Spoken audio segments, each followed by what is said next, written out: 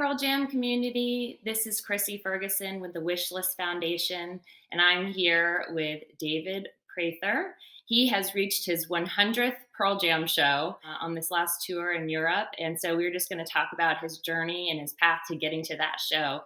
A lot of people don't understand why we see so many shows, but obviously our community understands the excitement and the celebration and this, Dave. So we just wanted to talk a little bit about how you got to where you were this summer. And so let's start from your first Pearl Jam concert. Thanks for having me, Chrissy. It's been a lot of fun. You and I go way back. Obviously, I think we met in London Mhm. in '06, was it? Yes.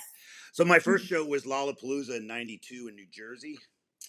But I actually had some run-ins with the band previous to that because I wanted to see them. I was in New York City on December 31st, '92, when they played the Academy, and I actually was outside of the venue after the show at like 2 in the morning and ran into some of the guys. And then I was supposed to see the Red Hot Chili Peppers, Smashing Pumpkins Pearl Jam tour, but they played Tower Theater and they had a uh, restriction on time length, so one of the bands got cut. And I heard they flipped a coin, and Smashing Pumpkins won, and Pearl Jam didn't play that night. And then my best friend Mike Smith, he went and saw the Troc show in April of '92 in Philly, and he ended up taking his girlfriend, who now is his wife. So I got bumped out of that show. So, but my first show was Lollapalooza in '92, and then my second show was in at Red Rocks in '95 on the second night of that. Okay. So Red Rocks, that's a pretty amazing place to see any band. Yeah, So it was my first time seeing I've been to Red Rocks before, but I never saw a show until then. And I was living on the Western Slope, bought a ticket in the back of the Denver Post for a large amount of money at the time, and drove over and saw the second night, which was referred to as the better of the two nights at Red Rocks. So okay. So how did you know you were going to make a commitment, or did you know you were going to make a commitment to this band? Did you just I, get I tickets every time? yeah, I was going to college in the late '80s, early '90s, so I was really in the whole hub of the grunge movement. My best friend Mike, he was working at Sam Goody, the record store, so he got advance copies to all the records that came out. We had 10 before it even came out and started listening to it, and we were both big fans right away. And and then Nirvana and Stone Temple Pilots, and everybody was coming out. So, yeah, we were pretty much hooked at the very beginning. It was just that whole grunge movement was everywhere. So, and we were like prime age for that, 20, 21 years old. So. Yeah. So 100 shows, that's a lot of money, a lot of traveling, a lot of commitment. So Yeah, it let, became became kind of more like a hobby and it was kind of fun. Uh, but yeah, I really got hooked in the late 2000s. And when I was living out in Colorado, it was kind of a lot easier to go to a lot of shows because we were centrally based and stuff. So, but I really in 2003 is when I really started seeing a lot of shows. I traveled yeah. around to see the 10th anniversary show in Las Vegas. I did that was Albuquerque, Phoenix, and then Las Vegas, and I believe those were all three back to back. So you were actually seeing the show, sleeping wherever, driving to Phoenix, seeing the show, and then driving right to Vegas. So it was a lot of fun. So. Yeah, and as I was saying earlier, a lot of people who are not Pearl Jam fans really don't get why we continue to go to these shows and keep going back. And so, what is it for you that makes every show different, or why you continue to come back? Well, I think as everybody says, I mean, the unique set lists are what everybody gets there. I mean, you're always striving for that one song that you want to hear, or, oh, I was going to go to that show. And for instance, the Moline show, I didn't go. Everybody told me you should go to Moline. I went to the ones before and after. I skipped Moline, and then it became so it's one of those, is it fear of missing out kind of thing, or is it's just the energy of the building and the places that you get to see and the people that you're with. But I do try to explain to people, it's like, well, why do you go see so many? And you try to explain, well, it's a different show every night. They play a different set list. And some people still don't get it, but then, you take people to a show and they're like, oh, I kind of get it now. And especially now after 30 years, their catalog is so extensive that, you really can in any given night see any song that they play. So I guess it's just that, and it's the energy and the love of the band, I guess. Yeah, and the experience of the before, the after, being like you said, meeting people, being with Yeah, friends, that connection. yeah. I mean, There's so much to it.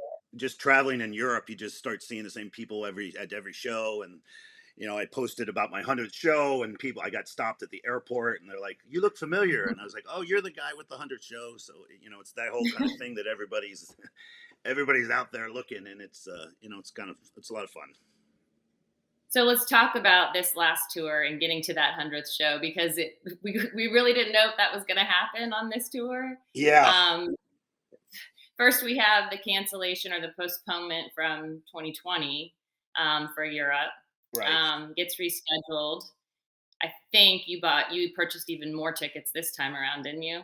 It did because they rearranged some shows, so we didn't go to Stockholm, but they added Vienna, or right. So I don't know. Mike took care of most of that, but yeah, we basically did Budapest on. So it was uh, Budapest, and then Krakow, Paris, Vienna, Prague, Amsterdam. So Right. the first three went on without a hitch, and then Vienna was supposed to be my 100th show, and we were all primed up. I had 10 club GA seats, which in Vienna the 10 club section was going to be separated from the non GA section, so our section was going to be a lot smaller. And we were literally outside the venue at a pub paying our tab, and everybody was there in the room and doing the same thing. A guy just stood up and said, "The show's canceled," and everybody just kind of, Uh, and we all looked at our phones, and there of course was the notice. Was nothing on our radar. I mean, there was no leaked information that Eddie was anywhere not fine at all. Like, we were all saying, well, we're going to miss a show due to COVID for sure, and then of course Mike was wearing a mask for the first two shows, so we're like, well, there's obviously COVID around, and so we were just thought, oh, if we lose a show, it's going to be because of COVID, but we had no idea that it was going to be his voice. So, yeah, that right. was probably one of the most disappointing moments of my Pearl Jam career, of that close to a showtime being canceled and being at that my 100th show. So, I kind of Right. left the group. I kind of just didn't want to be around people. I just want to. I'll go do my own thing in Vienna for the night. So I kind of left and wandered around the city and ended up at some bars and clubs and stuff. But it was fine. And then we all got up to go to Prague, and we flew into Prague, and we were sitting there, and they canceled that one 24 hours ahead. So we knew that one was going. So we had 2 nights in Prague. We got up. We flew to Paris, and or not to Paris, to Amsterdam, and we thought it was all a go. That Sunday they were selling all the merch. Everybody was there. We were lined up 5 hours on the merch line, the posters, everything, and went back to our hotel. And we thought, well, and then at 5 o'clock we got the notice that he still has no voice. Skip ahead, the next day I woke up not thinking that there was going to be a show because it just didn't sound very good. So we were just on the fence. We went on a boat tour and kind of saw the city and hung out, and then by like 2:30 it got leaked that the promoter was saying the show is a go, it's going to happen. So we went, and they pulled it off. It was great.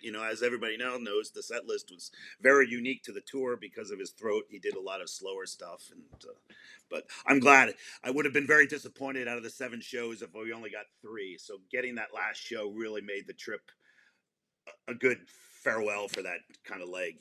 So but it was very, very disappointing. But Right. nothing you can do. This day and age, you get used to canceled concerts. So. Right. And at least you had the community to hang out with, and you were there with Mike and Rossini, and I'm sure you met a lot of other people. Yeah, we Um, hooked up with this guy 'Cause Chris I from heard Los people. Angeles. Yeah. So yeah, there's a whole group of Oh, us. good. There's a lot of Americans and a lot of Europeans. Met some really great South African people that were there. So it was a lot of fun. So. Oh, good. And so, had you been at the show in Paris where, they had mentioned We that? did go. Yeah, it was a tough show. I mean, it was really, really hot. They didn't go on and think till 8:30 or 9:30 even. I think it was 9:30 they were on. So it was a hot show. It was very dusty. It was kind of in this racetrack, but it was all dust and like dirt and a lot of cigarette smoke, a lot of just heat. It was, but they put on a great show. We ended up trying to leave the venue right at the end of the first encore because where they were getting to their curfew, and the venue was kind of way out from where we were staying in Central Paris, so we wanted to get a jump on the crowds and get out. So we heard the last two songs as we were walking out, and then got home and really didn't think anything of it. Just that it was a typical festival show, you know. Right. Right. And could you tell at all anything with the wildfires? Is that affecting Uh, anything you know, people around you all?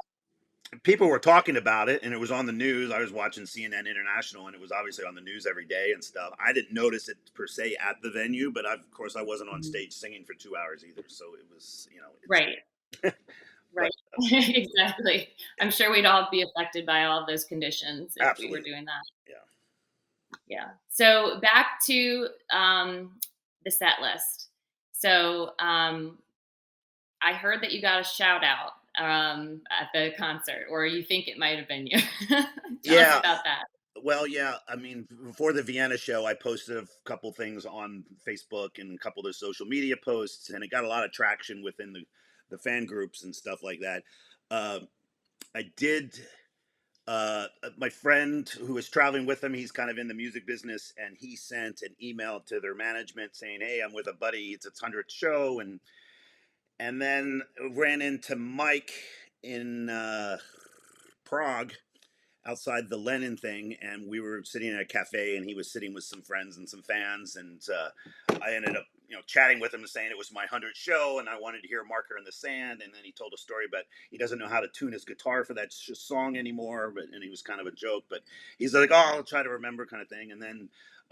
Halfway through the show in Amsterdam, I got a video of it that he pauses and says, "Well, this is a request. It's a highly requested song." And then he looks down at his notes and he come back. "This goes out special to David and Austin," or somebody, another name. "You know who you are," is what he says. And then they played "Hard to Imagine," which is one of my favorite songs. It's a B-side. It's a lost dog. It's a great song that you don't play very often. So I was really happy. I wanted to hear a couple other songs, but hearing that song, and I don't think he's ever said David to anybody else in the shows I've seen. So I'm gonna own it that it was me. It was definitely for you, Dave. Yeah, I'm owning it. So obviously that show is really special because it was your 100th show. You finally got to that point after waiting after a couple canceled shows. But was there anything that stood out from that night that just you're going to remember it? Like, why was that so special? I think being at the hundreds and with the three canceled shows, and that it was finally going to happen in Amsterdam, which, as everybody knows, the Amsterdam shows are notoriously really good. They either start the European tours or they end the tours there, and they're always special. So, I think it's just being with my friends and being in that environment with everybody, because most everybody was doing these runs of shows because they were for arena shows, and everybody likes to see the indoor shows. So there was a lot of people doing those three shows in a row. So it was just the camaraderie of everybody there and being in the room and knowing that the show was going off was just, it was awesome. So I wish we could have been there. yeah. um, so tell me if you had, we've talked about this a lot, and I know it always changes. It even changes for me, but like top five songs, like if you were to have your dream show, what do you think right now anyway would be top five? Well, the first song off the new record is really good. What is it? Whoever Said, I think it is. I really like that live. They played it in Krakow, and it was great. So, uh, Whoever Said is great. But I just Marker in the Sand is always, like I said, I love Leash. As people know, I try to hear Leash every time they think Hail, Hail, Fatal, and Breath. Those are probably five that if they play those on a given night, I'd be stoked. Yeah, those are all awesome songs, and I definitely change. I feel like I have the top five, and then 6 months from It now, I'm like, changes. ooh, you know what? This one's kind of climbing up there. Yeah, But Rearview and Mirror, then I once you think, is hear us, still has to be number one. yeah, and then Krakow, when they Uh, played Porch so early, I knew we were probably going to get Rearview Mirror as the closer of the first set, and I was sitting next to this guy from mhm. somewhere, and it was getting to the point where the first encore, and I just turned to him. I was like, "Rearview Mirror is next." And like within 2 seconds, they started playing Rearview Mirror, and the kid was just like, "How'd you know that?" That's awesome. And I was like, I'm well, they glad played you Torch. got to see that. Yeah, it was great. Well, good. And then I also was going to ask you about your all these 100 shows. Can you nail down 5 that would be your top 5? I know that's hard, but Again, I just jotted things down at the restaurant I was at last night. The Red Rock show obviously was up there. They played Telluride like 6 years ago at that Ride Festival, and if anybody wants to see the most pristine music festival grounds, you got to go to Telluride once. It's just the greatest. Uh, MSG '03 night one, the one they made the DVD. It was the first night they played after 9/11. That's obviously everybody's seen it because they made it a DVD. I was there for that one. Philly '05. It was a one-off. They was in between tour. They played the Wells Fargo. I went with Mike, and it was kind of a special emotional show for me because of what I was going through in my life at the time, and was trying to make trying to make some decisions and so that one always kind of stood out to me. Uh, they played a great Neil Harvest Moon. They played that night with Sleater Kinney, so it was a good one. And then what else did I think? The two Spectrum shows, the last two Spectrum shows were awesome. And then Fenway night one and 16. I was lucky enough to win the lottery, so I got second row in front of Mike. So that was pretty cool. I didn't pick up my tickets. I think you were at that one. I was at the very end, and yeah, I picked up my tickets at the very end, and I got row two. So that was when they were still doing the lottery for fan clubs. So I got night two yeah, or night one. I got row two. So those that are was a some great highlights. show. Even though That we was a didn't good have show, the seats quite like you did, it was still right? awesome from where we were sitting. Yes. So I guess my last question is, so where do you go from here? I mean, is it like you've reached your goal, so you don't feel like you need to get as many tickets, or you're just going to keep going? It's a good question. After the pandemic and the canceled shows, it's been really hard. I went to the See Here Now, and I went to Encore out in California. I mean, I really was missing seeing the band for those 2 or 3 years. Getting my fix over in Europe was great. I obviously have, I think I'm doing Toronto through the end, so I have another 8 shows in September. I'll see where it goes. I'm kind of shifting gears later here in my, career wise. So I don't know if I'll have the availability to take so much time to do extensive amounts. So I might pick and choose which ones I go to. I don't think I'll do Europe. A lot of those cities was the second time I've been to Europe seeing the band, and I think I would go to Europe, but I'd only go to places I've never been. Uh, Right, Besides Amsterdam, I'd always go back to Amsterdam. So but right, yeah, I'd have to pick and choose, and see what the new record sounds like, and kind of. But I don't think there'll ever be a chance where I'll turn down to go see a Pearl Jam show. Will I follow extensively as much? I don't know. As everybody knows, their set lists are getting a little shorter, so you're getting less songs, less rarities. But I'll kind of revisit it after I do the 7 or 8 shows here in the fall and see where they're at. But right, I don't see myself not going to see Pearl Jam shows, but where I go as extensively as I had in the past, that's probably up in the air. right. Yeah, you still got to go because we got to hang Yeah, out. I mean, regardless, I'm not going to not go, but am I going to go this wholeheartedly at it? I don't know. Right, right, yeah. It Well, we'll adds up. definitely see you in September, Yeah, in the Nashville show, or the 3 nights, right? We got Bourbon Fest the next night, and yeah. then That which will St. be Louis, interesting right? to see them do 3 nights in a row because I don't think they've done that in a while. So I mean, one's a festival in the middle, but yeah, that Nashville, Louisville, St. Louis run will be good, and then I'm doing OKC, and then it ends in Denver. And I lived in Colorado for 20 years. I have a lot of friends there, so I can't pass up a closing night in Denver. Right, right. Well, thank you so much for your time, Dave. This is so Yeah. much fun. I'm so Yes. happy for you that you finally made it to 100 shows and Yes. that it happened in Europe. It was so cool that they came back and that was your show. Yeah. So we'll see you on the road in the fall. Sounds good. Thanks for having me. Oh, thanks, Dave. Talk All to you right. soon. All right. Ciao.